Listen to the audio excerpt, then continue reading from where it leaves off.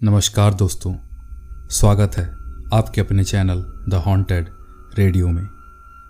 दोस्तों, आज मैं आप सबको कुछ नई और अनोखी कहानी सुनाऊंगा, लेकिन उससे पहले आप सबसे मैं विनती करता हूं कि कृपया चैनल को सब्सक्राइब करें और अपने दोस्तों को भी हमारे इस चैनल का वीडियो शेयर करें।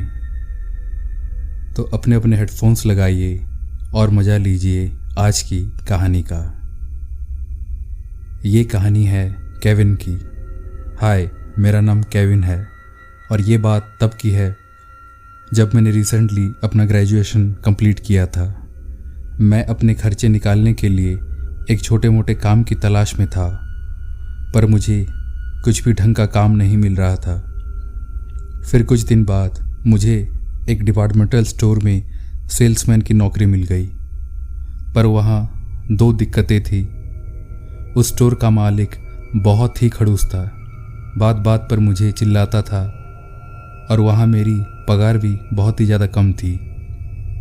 करीब 6 महीने तक काम करने के बाद मैं अब ऊब चुका था और मैं दूसरे काम की तलाश में फिर से निकलने लगा, पर मैंने अब तक नौकरी नहीं छोड़ी थी। एक दिन मंडे को मैं स्टोर में ही था, तभी अचानक मुझसे एक कांच का जार टूट गया। तभी स्टोर का मालिक वहां आ गया और सबके सामने मुझे बहुत ही ज़्यादा सुनाया। मैंने उसी वक्त उस नौकरी को छोड़ दिया और अपने घर वापस आ गया। करीब 1 हफ्ते बाद मैंने एक जॉब की ऐड देखी। वो जॉब एक लाइट हाउस के केयरटेकर की थी और उसमें सैलरी भी बहुत ही ज़्यादा थी। पिछले सैलरी के मुकाबले यहाँ दुगनी सैलरी मिलने वाली थी। मुझे ये नौकरी काफ़ी इंटरेस्टिंग लगी। अगले दिन मैं इंटरव्यू देने उसी ऐड वाले पते पर चला गया, पर एक अजीब बात ये थी कि वहाँ मेरे अलावा इंटरव्यू देने और कोई नहीं गया था। पर मुझे लगा शायद लोगों ने वो ऐड देखा ही नहीं होगा। फिर मैं इंटरव्यू देने एक ऑफिसर के कैबिन में गया। मेरा इंटरव्यू अच्छा था और मुझे जॉब भी मिल ही गई। मैं खुशी के मारे तो झूम उठा। अगले बुधवार को मेरी ज्वाइनिंग थी, तो मैं घर आकर तैयारी करने लगा। मैंने कुछ ज़रूरी सामान अपने बैग में पैक कर लिया और ठीक बुधवार शाम 4 बजे उस लाइट हाउस की ओर रवाना हो गया। कुछ 1-1.5 घंटे बाद मैं उस लाइट हाउस के ठीक नीचे पहुंच गया। पास में एक छोटा सा पार्किंग लॉट था। मैंने वहां अपनी बाइक को लॉक करके रख दिया। तभी कुछ देर बाद एक आदमी लाइट हाउस से नीचे उतरा। वो करीब 35-40 साल का एक आदमी था। वो मेरे पास आया। उसने कहा, हाय केविन, मेरा नाम स्टीव है। मैं इस लाइट हाउस का मेंटेनेंस हेड हूँ।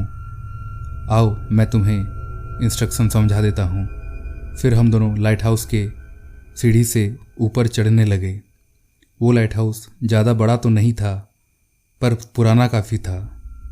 कुछ देर बाद हम लाइट हाउस के ऊपर आ गए। फिर उसने मुझे पूरे सिस्टम के बारे में जानकारी दी और एक वॉकी टॉकी भी मेरे हाथ में थमा दिया और कहा, कुछ भी ज़रूरत हो इससे तुम मुझे कांटेक्ट कर सकते हो। फिर उसने एक अजीब बात कही, रात के 2 बजे से लेकर सुबह के 5 बजे तक तुम बिल्कुल लाइट हाउस से बाहर मत निकलना। बाहर कुछ भी हो, कोई आवाज़ भी आए, कोई भी बुलाए, बाहर मत जाना और मेन डोर भूल कर भी मत खोलना। मुझे ये सब थोड़ा अजीब लगा, पर मैंने ज़्यादा ध्यान नहीं दिया। फिर कुछ देर बाद स्टीव वहाँ से चला गया। मैं लाइट हाउस में बने रेस्ट रूम में आकर बैठ गया। वो रूम काफ़ी छोटा था, पर बहुत ही ज़्यादा खूबसूरत था। वहाँ एक छोटा सा बेड, एक अलमीरा और एक खिड़की थी। तब शाम के करीब 6 बज चुके थे। मैं नीचे आया और लाइट हाउस का मेन डोर बंद करके वापस ऊपर अपने कमरे में आ गया और खिड़की के पास बैठकर बाहर का खूबसूरत नज़ारा देखने लगा।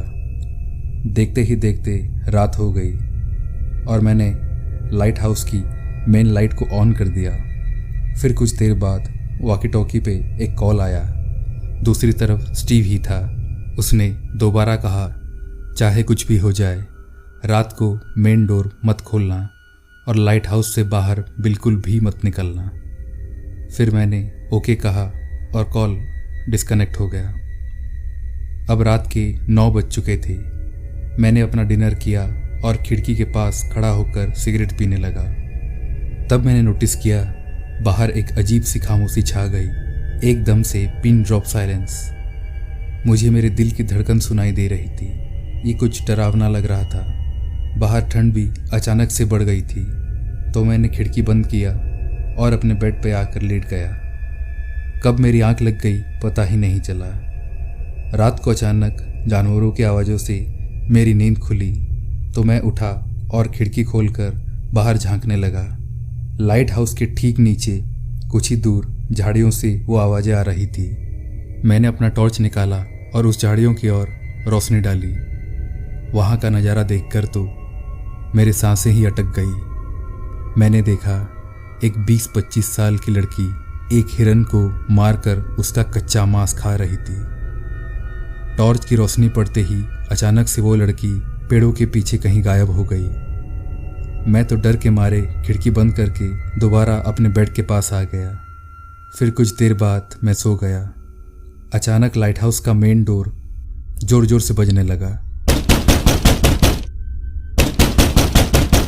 कोई तो था जो जोर जोर से मेन डोर को नॉक कर रहा था। डरते हुए मैं खिड़की के पास गया और नीचे देखा तो ये वही लड़की थी जो मेन डोर को बार बार जोर जोर से बजा रही थी। पर इस बार उसने अपने हाथों में एक लंबा तलवार भी पकड़ा था। ये देखकर तो खड़े खड़े ही मैं पसीने से तरबतर हो गया। वो लड़की खून से सराबोर थी और बहुत ही ज़्यादा गुस्से में लग रही थी।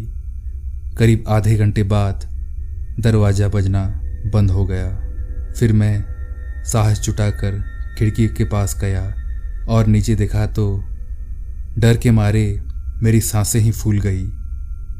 वो लड़की अपने हाथों पैरों से लाइट हाउस को चढ़ने की कोशिश कर रही थी। पर भला हो ऊपर वाले का कि कुछ दूर चढ़ने के बाद वो लड़की फिसल कर फिर नीचे जा गिर रही थी। अब मुझे थोड़ा सुकून मिला क्योंकि वो ऊपर चढ़ नहीं पा रही थी। कुछ देर बाद सब कुछ शांत हो गया। तब मैंने घड़ी देखा तो रात के 4 बज चुके थे। अब मुझे लगा शायद वो लड़की चली गई होगी। फिर मैंने चुपके से खिड़की को खोला और नीचे देखने लगा। वहाँ कोई नहीं था।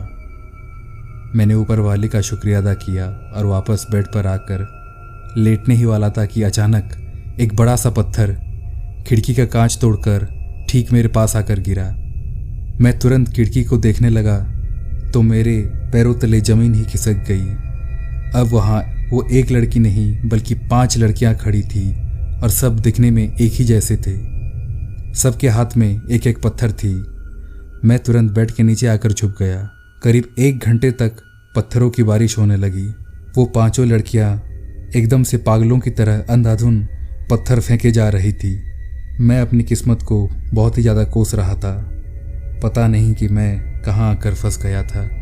ऐसे चलते हुए सुबह के 5 बज गए। सवेरा होते ही पत्थरबाजी बंद हो गई। वो कमरा पत्थरों से भर चुका था। खिड़की पूरी तरह से चकनाचूर हो चुकी थी। अब मैं बेड के नीचे से बाहर निकला और खिड़की के पास आकर देखने लगा। सब कुछ सामान्य था। पंछी उड़ रही थी। सूरज की किरणें चारों ओर फैली हुई थी। तब जाकर मुझे थोड़ा सुकून मिला। कुछ ही देर में स्टीव वहां आकर पहुंच गया। रात का पूरा किस्सा मैंने उसको बताया तो वो बहुत ही गुस्सा करने लगा और कहा, क्या ज़रूरत थी तुम्हें टॉर्च जलाकर उसे देखने की? मैंने तो तुम्हें पहले ही कहा था कुछ भी हो ध्यान मत देना।